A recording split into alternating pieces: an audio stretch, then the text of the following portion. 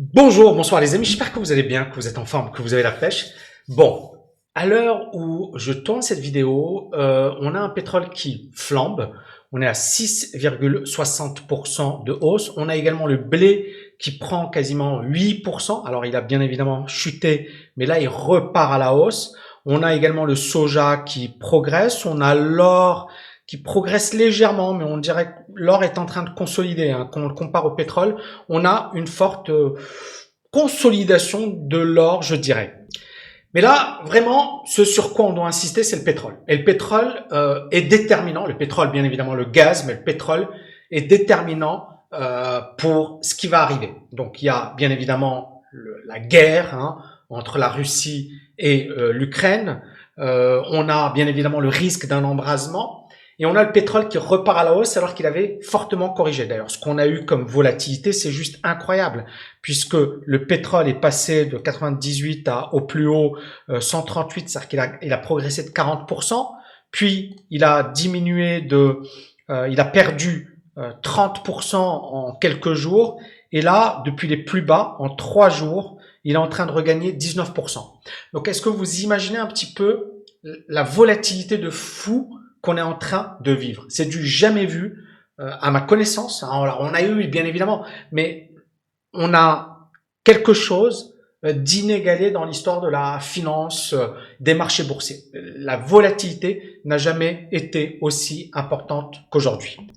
Et donc, on va essayer de se pencher sur le pourquoi de cette hausse. Est-ce que cette hausse, elle va se poursuivre? Quelles seront les conditions pour que le pétrole baisse fortement? Et bien évidemment, quelles sont les conséquences sur un plan économique de cette situation? Alors tout d'abord, pourquoi le pétrole continue de monter? Alors c'est très simple. Tout d'abord, il y a cette incertitude. Les marchés détestent l'incertitude. Et donc quand vous avez effectivement voilà, un conflit qui peut dégénérer, on voit des missiles, on voit un risque nucléaire, bref, il y a énormément d'incertitudes. Et donc ça pousse effectivement les gens à se dire peut-être que la situation va s'aggraver et donc les prix du pétrole peuvent effectivement continuer de monter. La demande aujourd'hui, elle reste marquée parce que notamment l'Europe n'a pas réalisé ou n'a pas réussi effectivement à trouver des alternatives. Et clairement aujourd'hui, même si le conflit actuel peut provoquer une récession au niveau de l'économie mondiale, il n'en reste pas moins que la demande reste plus importante que l'offre. Et donc, quand la demande est importante, les prix montent. C'est de l'économie basique. La dimension géopolitique.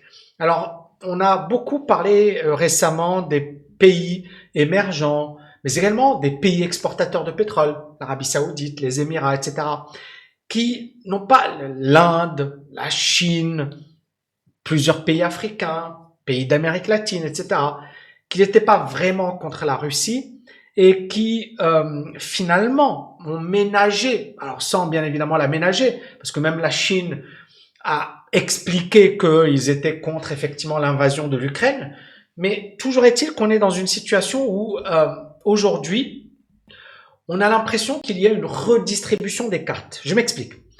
Les États-Unis ont toujours été l'allié de l'Arabie Saoudite pendant de nombreuses années. Or, il paraît que, et il semblerait que l'Arabie Saoudite est de plus en plus en froid avec les États-Unis. Et pour l'Arabie Saoudite, clairement, le fait que le pétrole monte est extrêmement positif.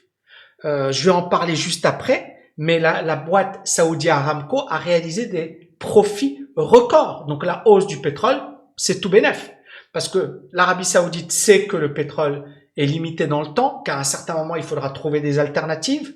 Mais aujourd'hui, ils sont en position de force et clairement, tous les pays exportateurs de pétrole vont quasiment profiter de cette aubaine parce qu'ils savent également, et l'histoire le prouve, et je vais revenir dessus, que cette situation risque de ne pas durer. Rappelez-vous ici, 2008, on a le pétrole qui explose à la hausse, hein, qui passe de 53 à 147, donc il prend 173%.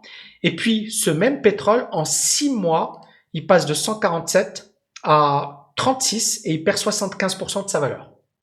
Donc, ils savent très bien, et c'est encore une fois, c'est c'est de l'économie, hein. C'est-à-dire mes intérêts, s'ils ne vont pas dans le même sens que tes intérêts, je vais d'abord privilégier mes intérêts, comme les États-Unis vont le faire, comme l'Europe, comme la Chine, etc.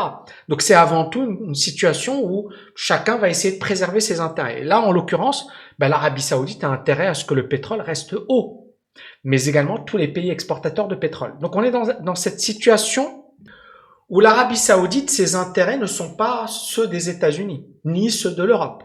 Et donc, pourquoi aller dans le sens des États-Unis et dans le sens de l'Europe, surtout que les États-Unis ont un peu boudé l'Arabie Saoudite, ils ont un petit peu tapé sur l'Arabie Saoudite, et donc là, pourquoi ils vont leur faire des cadeaux? Donc, on est réellement dans une situation assez particulière.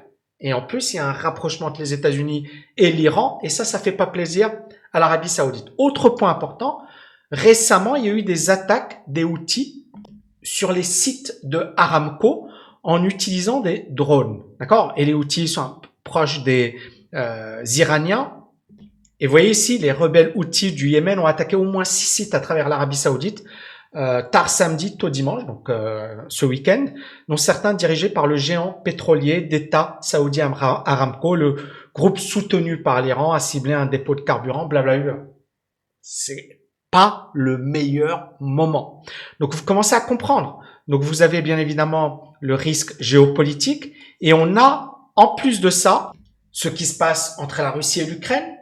On a les Houthis, on est rentré dans une configuration invraisemblable. D'accord? Et clairement, l'idée c'est ça, c'est est-ce que le pétrole va baisser?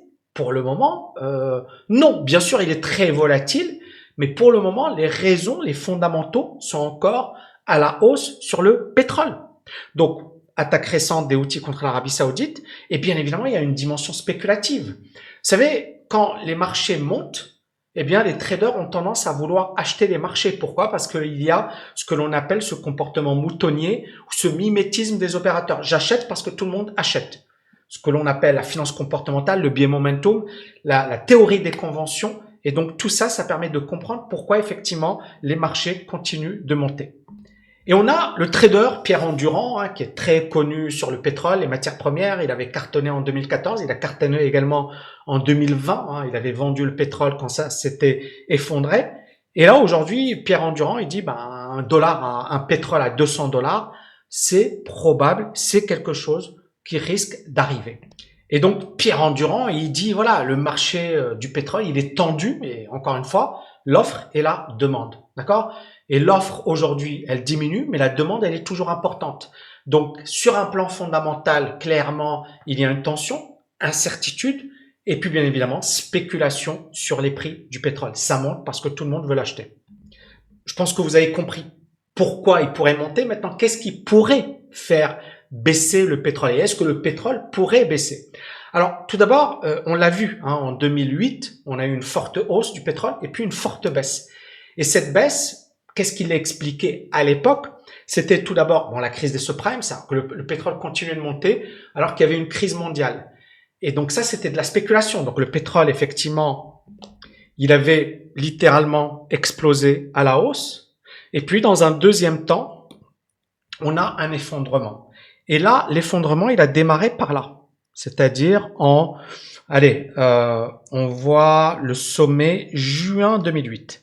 Alors, c'est intéressant parce que c'est à ce moment-là bien précis qu'on a eu la faillite de Lehman Brothers, etc.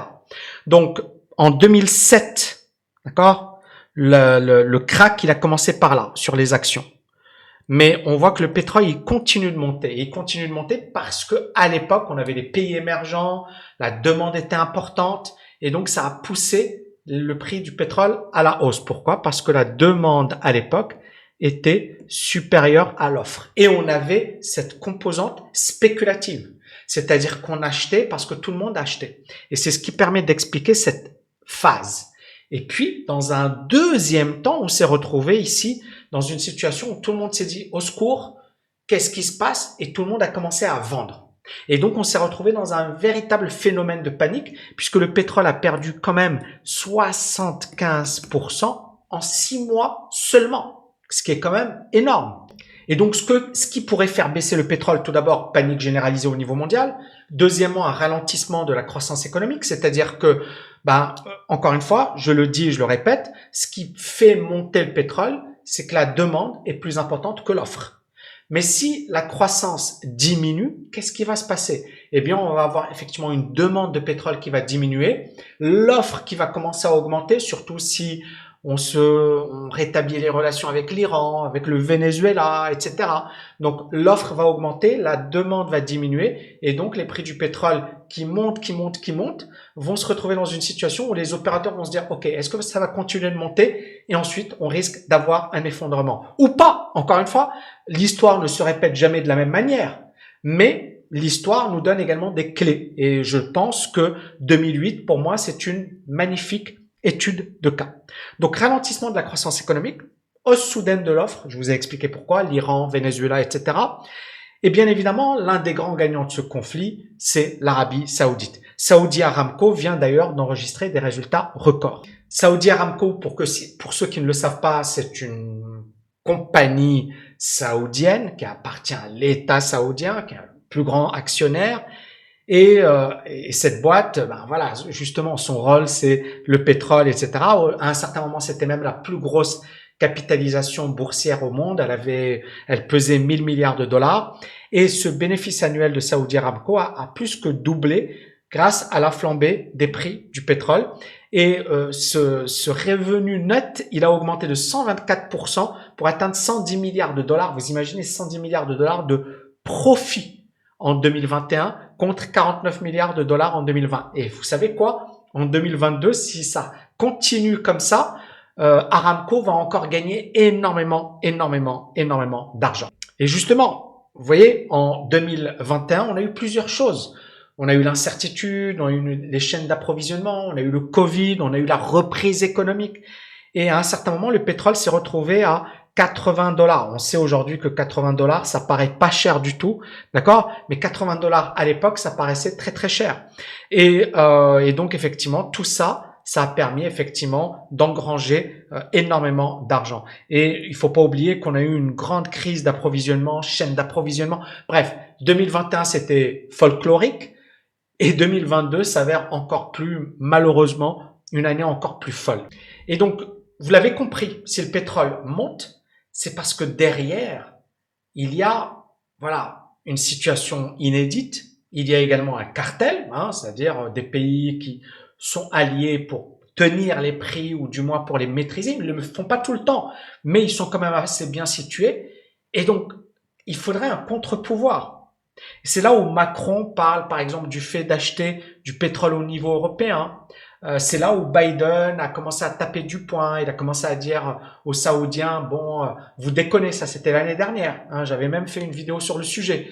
Les Saoudiens lui ont dit, bon, t'es bien gentil, mais voilà, nous, on veut gagner. Et je vous l'avais regardé mes anciennes vidéos, c'était exactement ce que j'avais dit. Et clairement, les Saoudiens, ils vont pas rentrer dans le jeu, sauf s'ils y sont contraints. Et c'est ça le truc.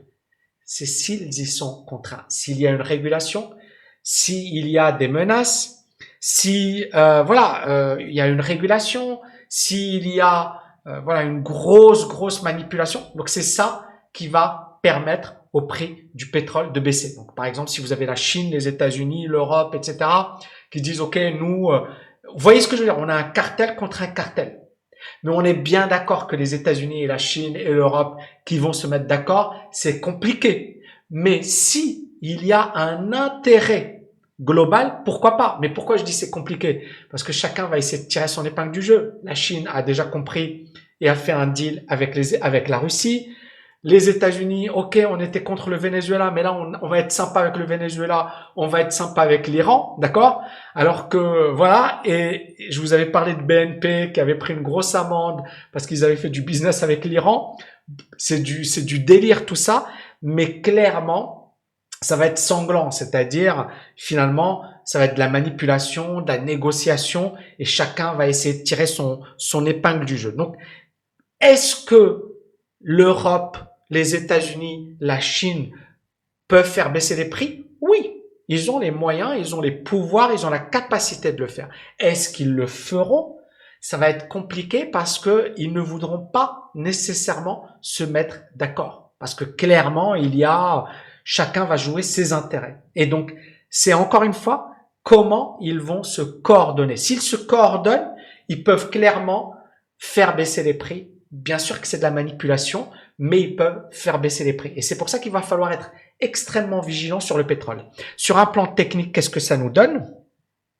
On voit ici le pétrole sur une base jour qui est haussier, d'accord? Il est haussier le pétrole. On est venu se poser sur une moyenne mobile.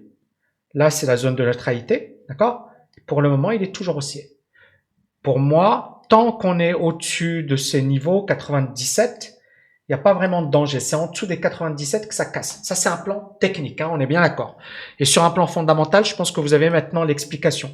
Et sur une base weekly, regardez, on est au-dessus des moyennes mobiles.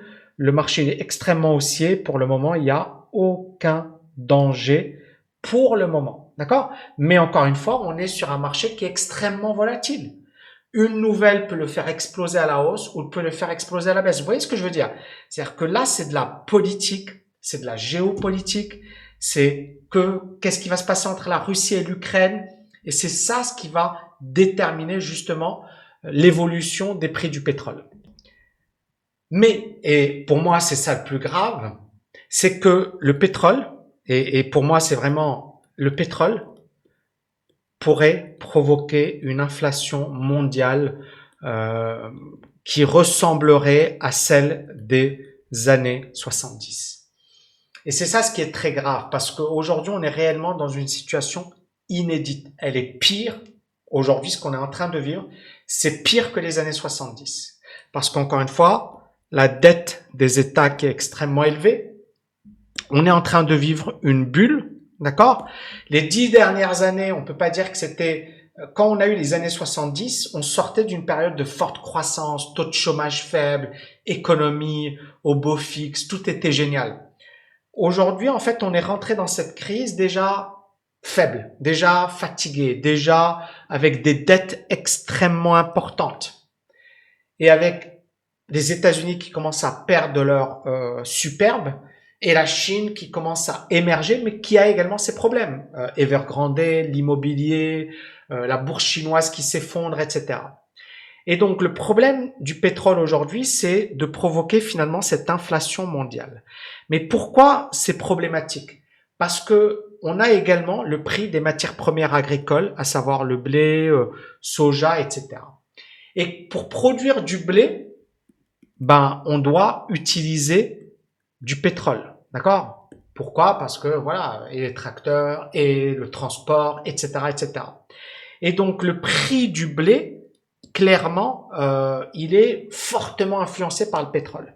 La deuxième dimension, c'est bien évidemment le fait que l'Ukraine, d'accord, et la Russie, c'est 25% de la production de blé mondial. Donc vous avez l'Ukraine et la Russie, d'accord, qui baissent leur exportation, voire la production et les exportations qui sont réduites fortement, premièrement, d'accord?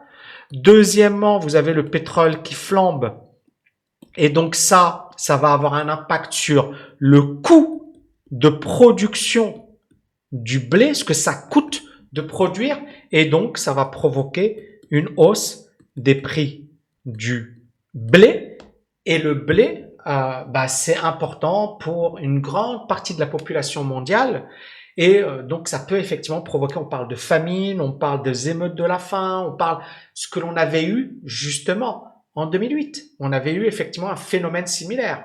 Donc on avait eu des phénomènes où les gens sortaient parce que c'était trop cher. Et donc pour moi, c'est réellement le plus gros problème qui va se poser. Bien évidemment, sans négliger le conflit militaire, le risque nucléaire. Et en fait, on se retrouve dans une situation où on se demande ce qui se passe.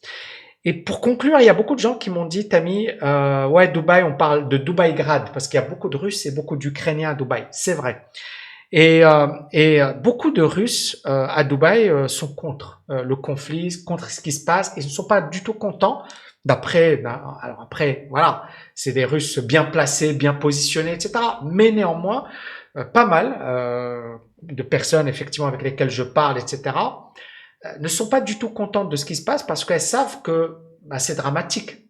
Et c'est dramatique parce qu'il y a beaucoup d'innocents qui vont perdre leur vie, malheureusement. C'est dramatique parce que la Russie aujourd'hui, bah, elle est sortie effectivement de la communauté internationale, entre guillemets. Je dis bien entre guillemets parce que c'est pas le cas de tous les pays.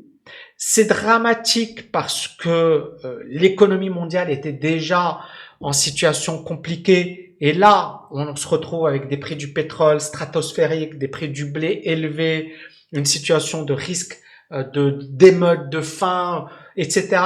Et moi, encore une fois, j'en avais peur en 2020. 2020, c'était déjà très chaud. Et on l'a échappé belle, on a cassé, on a limité la casse, etc.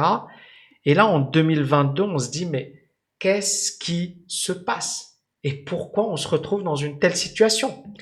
Et vous avez ces propos qui font froid dans le dos de Beth Bechdol, qui est directrice générale adjointe de l'Organisation des Nations Unies pour l'alimentation et l'agriculture, qui dit la situation est si grave que la planète pourrait être confrontée à un point de basculement en matière de stabilité à long terme des approvisionnements alimentaires mondiaux. Et c'est clairement arrivé au pire moment. Parce que voilà, il y avait déjà plusieurs sécheresses dans le monde, on a eu effectivement des régions productrices en difficulté, les prix mondiaux des aliments qui ont flambé. Et pour moi, et c'est ça la conclusion, c'est voilà, l'homme a cette capacité incroyable à faire des choses incroyables, extraordinaires, mais également à s'autodétruire. Et là, on est en train d'assister à une autodestruction. Et moi, pour moi, c'est ça ce qui m'inquiète. Et donc voilà, honnêtement, au-delà de l'inflation, d'accord, au-delà des raisons qui poussent le prix du pétrole à la hausse, c'est ça ce qui me fait peur. C'est est-ce que finalement on va rentrer dans une situation qu'on ne pourra plus contrôler, parce que finalement, si le conflit continue, ben la situation ne va faire que s'aggraver, les prix du pétrole vont continuer de monter, les prix du blé vont continuer de monter, et on va se retrouver dans une situation où une grande partie de la population mondiale, parce que beaucoup de gens disent « Oui, mais c'est un conflit régional, tu comprends, Tammy, moi ça ne me concerne pas parce que je suis en Afrique. » Eh ben, je suis désolé, mon ami, mais tu peux être dans n'importe quel endroit de la planète, ça te concerne.